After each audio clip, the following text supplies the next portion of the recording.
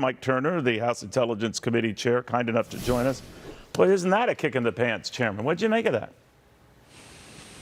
Well, these reports, if accurate, certainly indicate that what we find as we do, exploitation of other items that both Chinese spy balloons, Chinese military equipment, Russian military equipment, is that they are very dependent on U.S. technology and capabilities. One of the things that when the Ukraine war started that we went to try to restrict Russia, to try to get those technologies.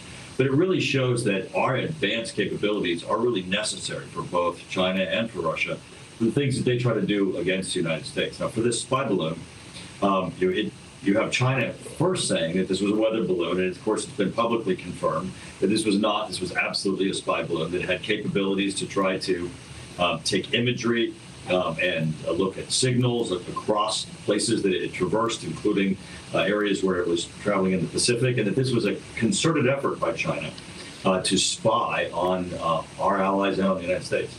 Do we know these other balloons, of which there have been a lot of reports and all over the world, as you know, Chairman, that they too have American equipment inside them? Well, I can't confirm or deny that they're American equipment, and might have been briefed, and I've been briefed with the speaker on this assessment. As you know, that the initial report that's out of the Wall Street Journal is officials who were speaking without the authority to do so. Sure. But I can tell you that in many of the things where we have exploited both spy equipment that is being used by China and or their military equipment, they are absolutely dependent upon U.S. chain of custody. That's one of the reasons why we try to tighten that. We try to prevent them from getting their hands on this technology. Some of it's dual use and that they apply it into those capabilities. But it definitely shows that no matter how advanced China or Russia tries to become on their military, they're still dependent upon U.S. technologies. Our ability to control that can help keep us safe. You know, we're almost a week into this mutiny attempt, some sort of a coup attempt in Russia. It was all settled, or so we're told. Now we're learning that a Russian general who may have known about it in advance is missing. They can't find the guy. And I'm just wondering, all of this at a time when the Wagner Group, which we were told last Saturday was eventually going to be shut down as of July 1, is going to keep operating. That's a bit worrisome. Yeah. Yes, certainly. I think one of the things that we see here, and this was sort of an inevitable conflict, in that Putin allowed Prigozhin to begin to get more and more provocative in his statements and his criticism of the Ministry of Defense and of ultimately Putin himself. But for him to be able to take this trip, this 10 hours into Russia, getting within 2 hours of Moscow, that means that he had to have some assistance. The Russian military, we saw certainly when he first went in from Ukraine into Russia, how he was welcomed by the Russian military. But even along the way, there had to be some higher ups. They saw this perhaps as a catalyst that could result in the removal of Putin. So Putin's now got his work cut out for him. He's got to solidify his support within the Russian military and certainly have an appearance for the Russian populace that he's in charge.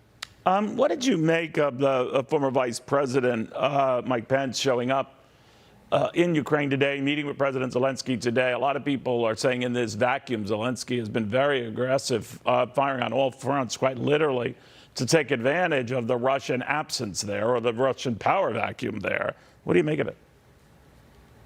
Right. Well, I think it's excellent that former Vice President Pence went. I think certainly as more American leadership, I've been twice, goes to Kyiv and meets with President Zelensky, it certainly bolsters both the narrative and the support from the United States behind him. But what's really important here is two things have happened in this insurgency. One, you've got that Ukraine has now mounted this offensive. And just by the word offensive, that's the shift, right? Because they were on the defensive from Russian aggression, and now they're on the offensive, really taking the heat with new weapons, new training against Russian positions. The second is you have Prigozhin, openly stating in these tapes that the basis of the Ukrainian invasion of Russia was a lie, that in fact NATO's not there, that they're not Nazis, this was not invoked as a result of aggression by the part of NATO. So that weakens, really, the military's resolve to be there. I mean, if you're a Russian in a uniform on Ukrainian soil and you're taking incoming fire, you want to go back home because your country's been unstable. You're worried about Putin and what might happen there. But also, you now know that why you were sent in there is not based on truth. Mr. Chairman, it's always good seeing you. Thank you. Great. Thank you. Take care. All right. He was referring